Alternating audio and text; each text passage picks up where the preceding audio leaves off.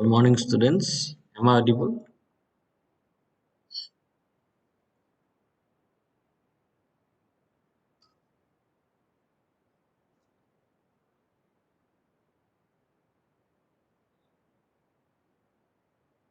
So, only the last chapter is left out. That is our channel control and transitions.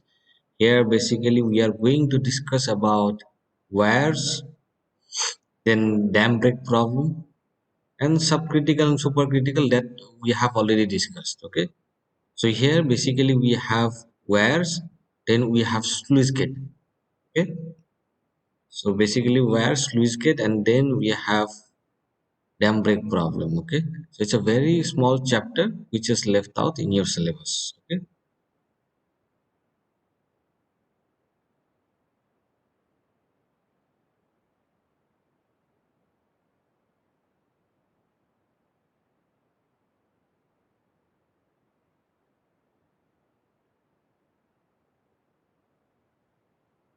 so this we are discussing these things more or less related to your irrigation engineering with wires and all. So basically we have two structure, hydraulic structure.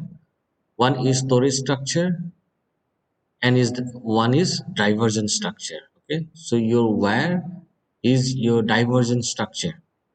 So in when we construct wire, we are not going to store water. We are only going to divert the water from the main channel. Okay.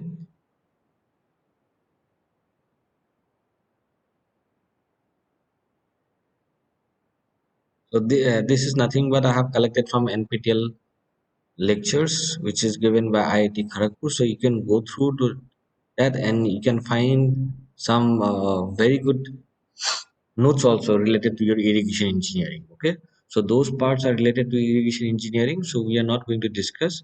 We will directly go to the wires. Okay.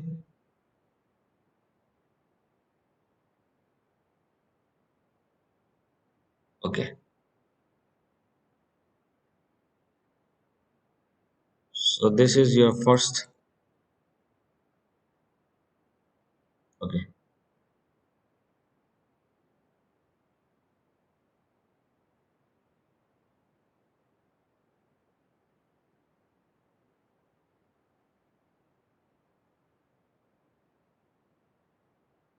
Okay, so I think you have studied wires and notches in your third semester.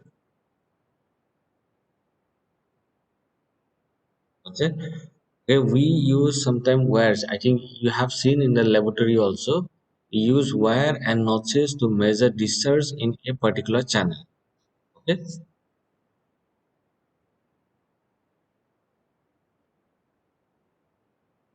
and sometimes we use to uplift the level of water so that we can divert the water for other purposes. Okay, so we'll discuss both the thing. Don't worry. But first, we discuss wire or notches. Okay, so this is nothing but we use to measure discharge in open channels. Okay. So wires are mainly divided into sharp and broad crusted wires. Okay. So wires are commonly incorporated in irrigation structures, and also it is not only used only for to determine the flow. Okay, it is also used to uplift the level of water and to divert that flow for other purposes, such like irrigation.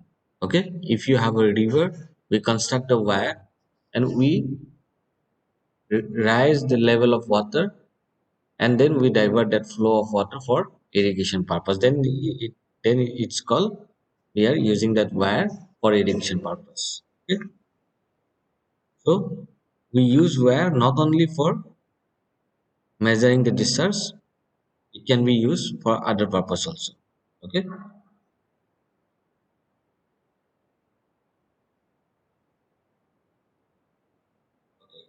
so this is a sharp crested wire. Okay, so now see how this wire is, we can measure discharge. Because if you see, suppose this is a river, if you consider this is a river, consider this is a river, okay, and we know river is an irrigation, sorry, irregular shape, okay. So this is a river, and we know the cross section of the river is a irregular shape. Suppose in this way, okay. So now it is very difficult to find out the cross sectional area, because if you want to find out discharge, you have to find out area, cross sectional area multiplied by velocity, okay. So in small rivers, what we are going to do, we construct a weir or notches, okay, where the dimension through which the water is flowing is known to us, okay. The dimension of the wire, if you consider this is the dimension of the wire, okay, so this dimension is known to us, okay. So that irregular cross section we make as a particular shape. Suppose this is your, what do you say, it's a rectangular, okay. So before that we have a irregular shape, okay.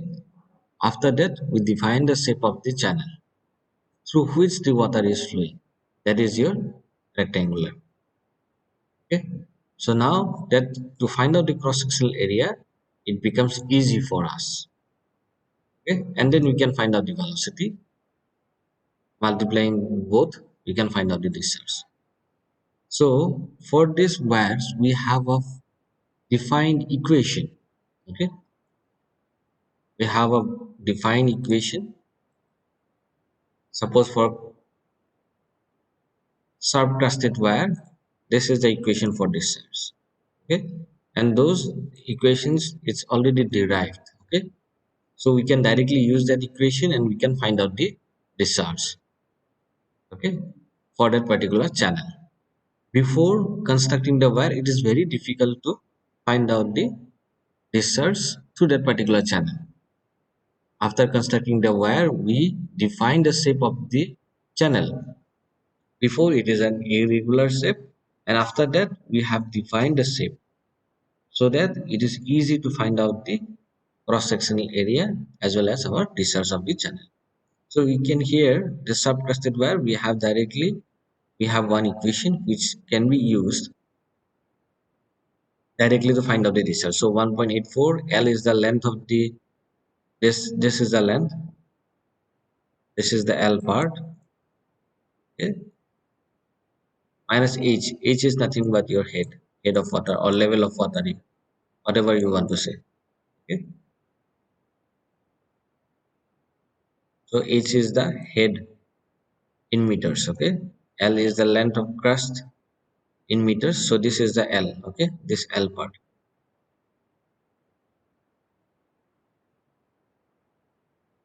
So this is how you can directly find out the discharge in a particular channel by constructing wire, okay. So wire also we have different types of wire, sharp crusted wire, broad crusted wire. So for each wire we have different equations to find out the discharge. So you can go through the diagram, and if you have any doubts you can ask me.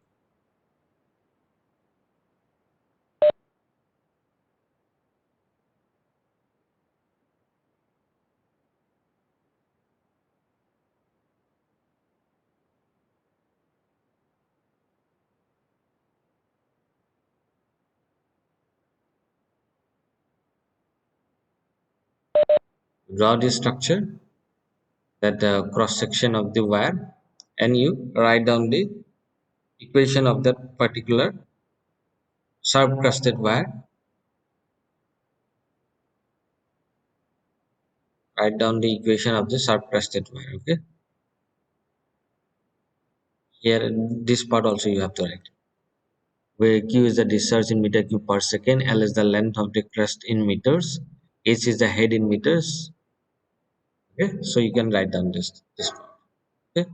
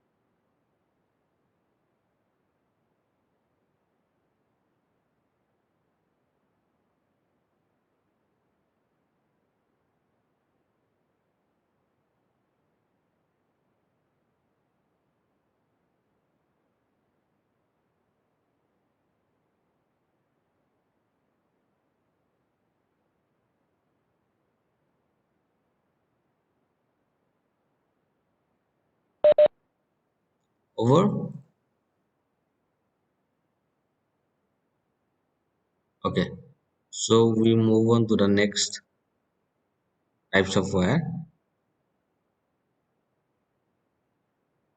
Okay, so in the first case, our this wire is rectangular in shape. Okay, so sharp twisted rectangular wire. Okay, in the second case, we have a trapezoidal cross section. Okay, you can see that cross section of the wire or notches is trapezoidal in shape. Okay, this is the second. You draw a diagram. Okay, same. Okay, sharp twisted wire only, but the shape is different. In first case, your shape is rectangular, and this one is your trapezoidal. Shape is trapezoidal. Okay, so here your equation is also changed. Okay, as the shape of the channel has changed.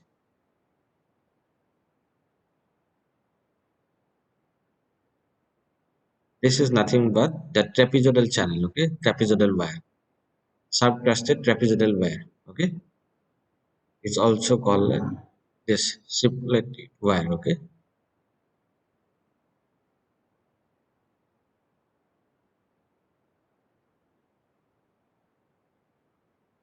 so you draw the structure and then you write down the equation number 6 for sharp twisted wire for trapezoidal section.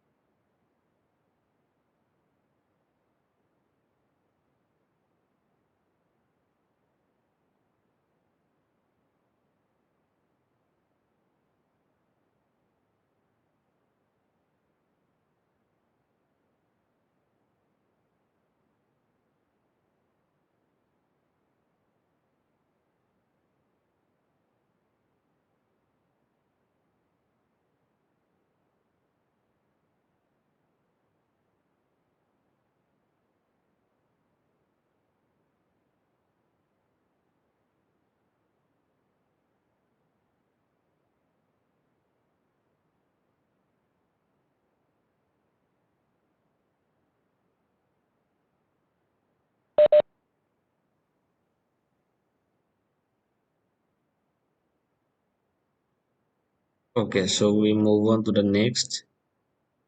Okay, now it's a triangular shape. Okay, or you can say V notch wire. Okay, next one is your sharp only, we have V knots. The first one is rectangular, second is trapezoidal, third one is triangular, or you can say V knots. Okay, same thing. So it's a 90-degree V knots.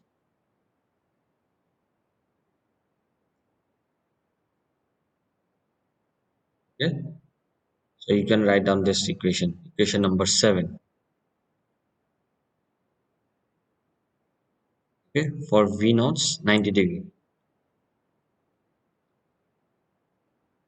8 by 15 twice G CD. CD is nothing but your coefficient of discharge. Okay, and what is coefficient of discharge? I think you people have already studied many times. Okay, so we are not going to discuss all these things again. Those things you have already studied in third or fourth semester. Okay, coefficient of discharge, coefficient of contraction, coefficient of velocity. So those things you have already studied. Even you have performed in the lab also. Okay, so we are not going to discuss all these things again. Okay, so you just directly write down the equation, that is 8 by 15 twice g cd to the power half h to the power 5 by 2.